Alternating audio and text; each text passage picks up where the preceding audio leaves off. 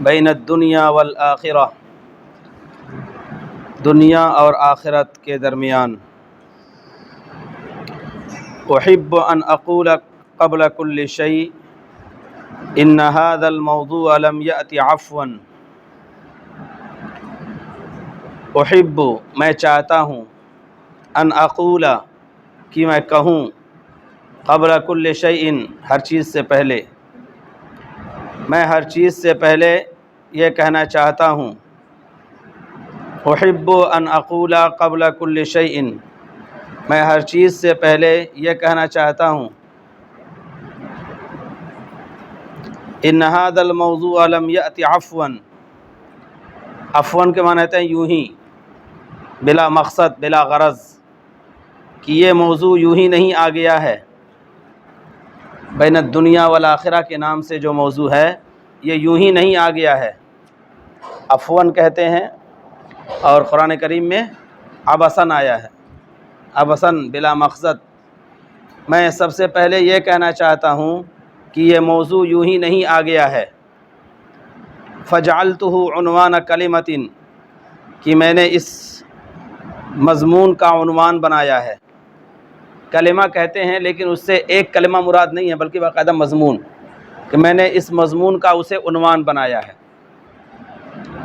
انی ارید ان القی امامکم کلمۃ وجیزہ کہتے ہیں نا، تو کلمۃ وجیزہ میں کیا ہے؟ ایک کلمہ کہتے نہیں کہتا ہے انسان، جز بول کر کل مراد لیتے ہیں، تو وہی ہے یہاں، انی ارید ان القی امامکم کلمۃ وجیزہ، تو وہی فجعلتہ عنوان کلمۃ، تو میں نے اس کو مضمون کا عنوان بنایا ہے۔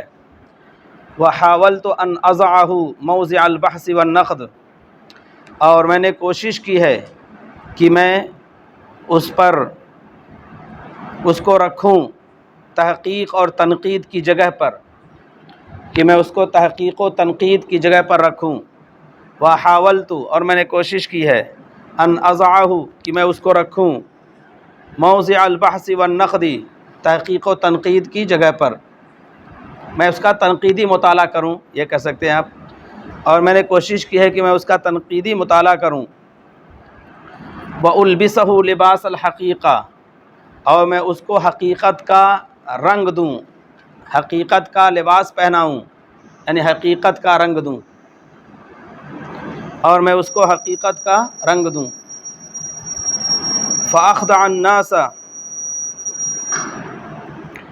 او اخدع نفسی، خدا یخدع ہوتے ہیں دھوکہ دینا، تو میں لوگوں کو دھوکہ دوں یا اپنی ذات کو دھوکہ دوں۔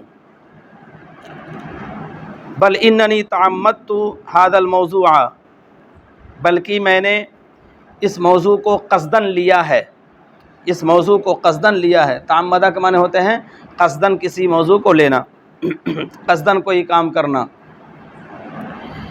پھر سن لیجئے، احب ان اقول قبل كل شيء، سب سے پہلے میں یہ کہنا چاہتا ہوں، ان هذا الموضوع لم يأت عفوا، کہ یہ موضوع یوں ہی نہیں آ گیا ہے۔ فجعلتہ عنوان کلمۃ، اور میں نے اس کو مضمون کا عنوان بنایا ہے، اور میں نے کوشش کی ہے کہ میں اس پر تنقید کروں یا اس کو تنقید اور تحقیق کی جگہ پہ رکھوں، اور اس کو میں حقیقت کا لباس پہناؤں، تو میں لوگوں کو دھوکہ دوں یا اپنی ذات کو دھوکہ دوں۔ بل اننی تعمدت هذا الموضوع، بلکہ میں نے اس موضوع کو قصداً لیا ہے۔ وذلك لما رأيت حوله من مغالطات علیمہ، اور ایسا اس وجہ سے، وذلك، اور ایسا اس وجہ سے کہ جب میں نے دیکھا ہے کہ اس کے ارد گرد بہت دردناک غلط فہمیاں پائی جاتی ہیں، مغالطات غلط فہمیاں پائی جاتی ہیں، علیمہ کے معنی ہوتے ہیں دردناک۔ وذلك لما رأيت حوله، اور ایسا اس وجہ سے کہ میں نے اس کے ارد گرد دردناک غلط فہمیاں اور مغالطے دیکھے، قد تبدو خفیفۃ فی الظاہر، جو ظاہری طور پر ہلکے نظر آتے ہیں، جو ظاہری طور پر ہلکے نظر آتے ہیں۔ خفیفہ کے معنی ہوتے ہیں ہلکے، پھیکے، جو ظاہری طور پر ہلکے اور پھیکے نظر آتے ہیں۔ वलाकिन्नहा तत्तसिलु बिलफ़िक्रत الإسلامیۃ الاساسیہ، لیکن وہ بنیادی اسلامی فکر سے مربوط ہیں، بنیادی اسلامی فکر سے جڑے ہوئے ہیں۔ وتمس نظرتها الخاصہ فی الدنیا والآخرہ، مسّا معنی چھونا، اور نظرہ کے معنی ہوتے ہیں نظریہ، نقطۂ نظر، اور اس کے خاص نقطۂ نظر کو اپیل کرتے ہیں، خاص نقطۂ نظر کو اپیل کرتے ہیں دنیا اور آخرت میں، دنیا اور آخرت میں اس کے خاص نقطۂ نظر کو اپیل کرتے ہیں۔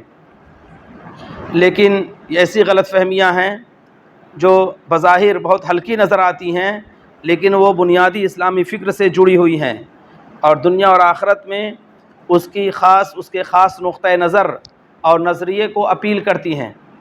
اپیل کا مطلب یہ ہوتا ہے کہ اس سے متعلق ہیں اور اس کو مخاطب کرتی ہیں۔ مسّا میں چھونا یعنی مخاطب کرنا، اس کے نظریے کو مخاطب کرتی ہیں۔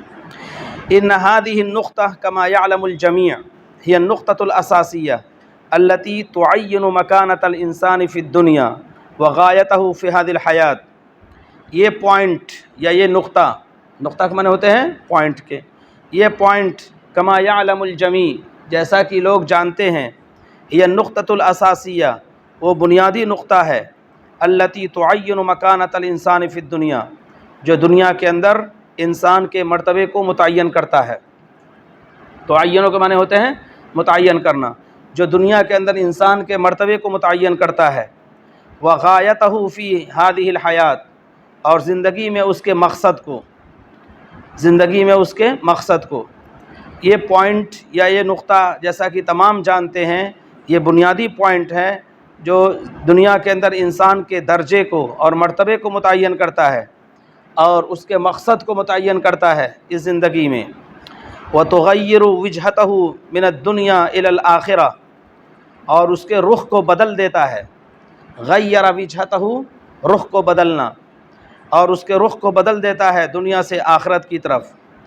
فلا يمكن لأحد ان يبدأ حياته بدون ان يتخذ موقفا معینا ازاء هذه المسألة في النفی والاثبات۔ فلا يمكن لأحد، تو کسی کے لیے ممکن نہیں ہے، ان يبدأ حیاتہ کہ وہ اپنی زندگی کو شروع کرے، کسی کے لیے ممکن نہیں ہے کہ وہ اپنی زندگی کو شروع کرے بدون ان يتخذ موقفا معینا، بغیر کسی متعین موقف کو اپنائے ہوئے۔ اتخذ معنی ہوتے ہیں بنانا اور اپنانا، موقفا معینا متعینہ موقف، بغیر متعینہ موقف کو اپنائے ہوئے۔ موقف کا مطلب ایک رائے، ایک نظریہ، ایک رویہ۔ بدون ان يتخذ موقفا معینا، بغیر کسی متعینہ رویے کے یا متعینہ رائے کے اور موقف کے اختیار کیے ہوئے۔ ازاء هذه المسألہ، اس مسئلے کے پیش نظر، ازاء بالمقابل، اس مسئلے کے بالمقابل، فی النفی والاثبات، نفی میں یا اثبات میں، نفی میں اور اثبات میں۔ فلا يمكن لأحد، تو کسی کے لیے ممکن نہیں ہے کہ وہ اپنی زندگی کو شروع کرے بغیر متعین موقف کو اختیار کیے ہوئے اس مسئلے کے بالمقابل نفی یا اثبات میں۔ لأن زلة خفیفة فیہا، زلہ کے معنی ہوتے ہیں لغزش کے، اس لیے کہ اس میں معمولی لغزش، وانحرافا بسیطا فی فہمہا، اور اس کے سمجھنے میں معمولی انحراف،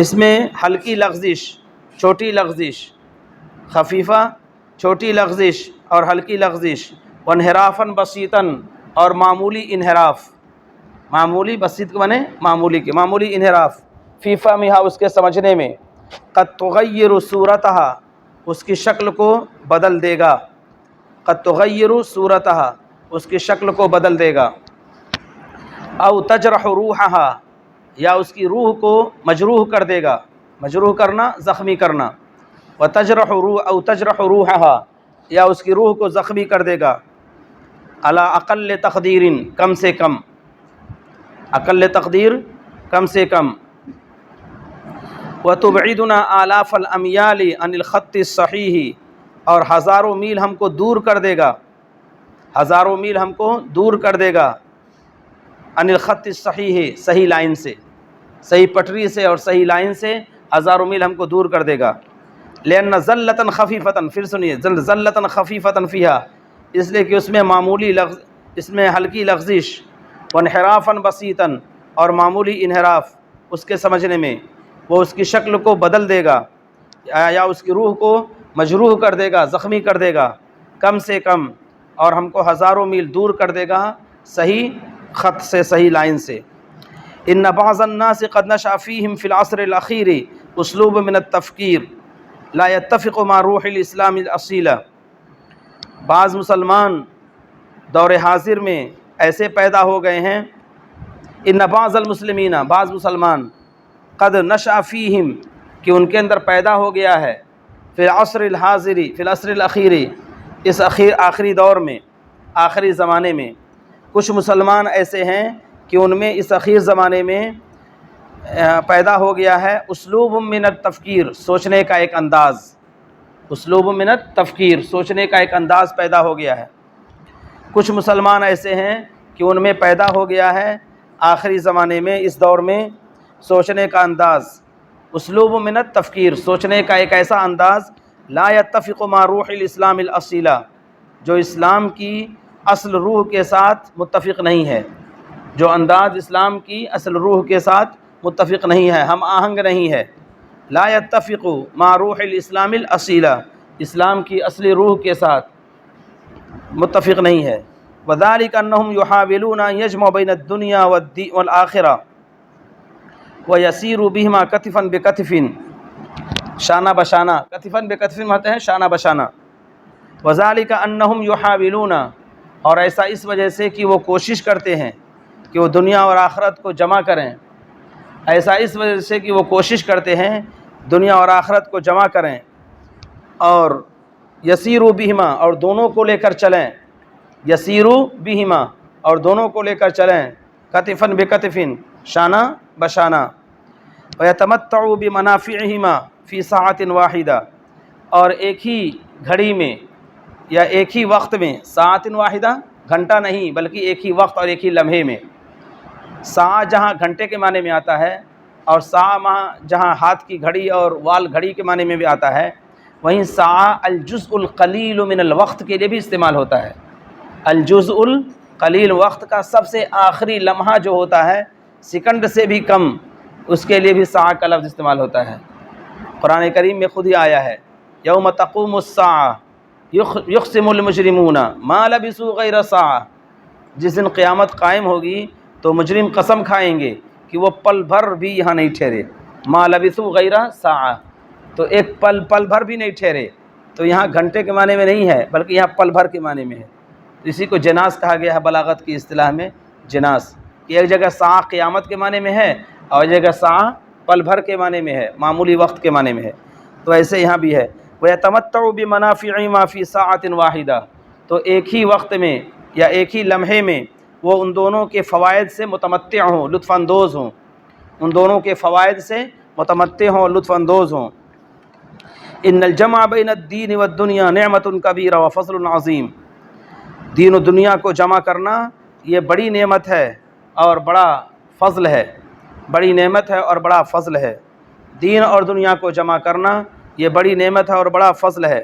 والاسلام لا یؤمن بہذا التقسیم، اور اسلام اس تقسیم کا قائل نہیں ہے، اس تقسیم کا قائل نہیں ہے کہ دین کو الگ کر دیا جائے، دنیا کو الگ کر دیا جائے۔ اسلام لا یؤمن، ایمان رکھنا، اسلام ایمان نہیں رکھتا اس تقسیم پر، یعنی اسلام اس تقسیم کا قائل نہیں ہے۔ اب قائل کی عربی نہیں بنائیں گے، انہ لا یقول الاسلام بہذا التقسیم، یہی بنائیں گے عربی اس کی، قائل نہیں ہے، ہم قائل نہیں ہیں۔ مثال کے طور پر گھومنے کے قائل نہیں ہے، لا نؤمن بالتجول، مثال کے طور پر، تو انسان جیسے کہے تو لا اؤمن، تو یہ قائل ہونے کے معنی میں آتا ہے۔ والاسلام لا یؤمن بہذا التقسیم، اسلام اس تقسیم کا قائل نہیں ہے۔ فقد جاء فی القرآن الکریم، اور قرآن کریم میں آیا ہے، ربنا آتنا فی الدنیا حسنہ، اے اللہ ہم کو دنیا میں بھی نیکی عطا فرمائیے، اچھائیاں عطا فرمائیے، وفی الآخرۃ حسنہ، اور آخرت میں بھی اچھائیاں عطا فرمائیے، وقنا عذاب النار، اور جہنم کے عذاب سے بچا لیجیے. وقینا قاف ہے صرف, قینا سب قاف کے ذریعے فعل امر ہوا ہے. وقا یقی سے صرف ایک حرف کے ذریعے فعل امر ہو جاتا ہے. یہاں قی سے ہے فعل امر ہو گیا, اس میں فعل بھی ہو گیا فاعل بھی ہو گیا. وقینا نہ تو ضمیر ہے الگ سے جوڑ دیا ہے. وقینا عذاب النار, اور ہم کو بچا لیجئے جہنم کے عذاب سے. آپ سے پوچھا جائے کہ صرف ایک حرف میں پورا فعل بتا دیجئے, کون سا فعل آئے گا؟ سوال ہوتا ہے نا وحجیہ اور الغاز, تو کہیں گے قاف. قی جو ہے صرف ایک حرف سے پورا فعل آ جائے گا اور اسی میں فاعل بھی اس کا مضمر ہوگا. اب دیکھیے جو لوگ دین و دنیا کی جامعیت کی بات کرتے ہیں, اور یہ آیت بھی اسی تناظر میں پیش کی گئی ہے. حسنہ جس طرح استعمال کیا گیا دنیا کے لیے, اسے حسنہ آخرت کے لیے استعمال کیا گیا. تو اس سے کیا پتہ چلا کہ دنیا کی نعمتیں حرام نہیں ہیں, دنیا کی نعمتیں حلال ہیں. ایک دوسری آیت میں اللہ تعالیٰ نے فرمایا وَلَا تَنْسَ نَصِيبَكَ مِنَ الدُّنْيَا, دنیا سے اپنے حصے کو فراموش نہ کرو, خوب کماؤ, دنیا خوب کماؤ, اس سے انکار نہیں ہے, دنیا کمانا چاہیے, لیکن ایسا نہ ہو کہ دنیا کو انسان دل میں بسا لے.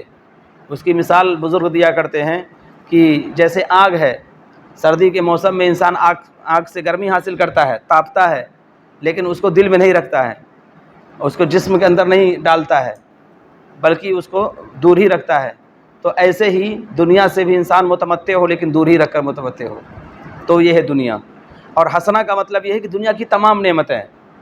حسنہ دنیا میں صحت بھی ہے, تعلیم بھی ہے, گھر بھی ہے, سواری بھی ہے, اور شریک حیات بھی ہیں, اولاد بھی ہیں, روزی بھی ہے, حتیٰ کہ تمام آسائش زندگی بھی ہیں, تمام آرائش حیات بھی ہیں, تمام اسباب زندگی ہیں, تمام چیزیں اس میں حسنہ میں آ گئی ہیں. چھوٹا سا لفظ ہے لیکن دریا کو کوزہ میں بند کر دیا گیا ہے. کأن البحر صب فی کأس, سمندر کو جیسے کہ ایک پیالے میں نچوڑ دیا گیا ہے.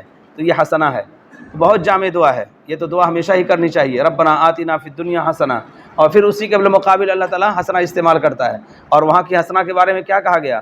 ما لا عین رأت ولا اذن سمعت ولا خطر علی قلب بشر.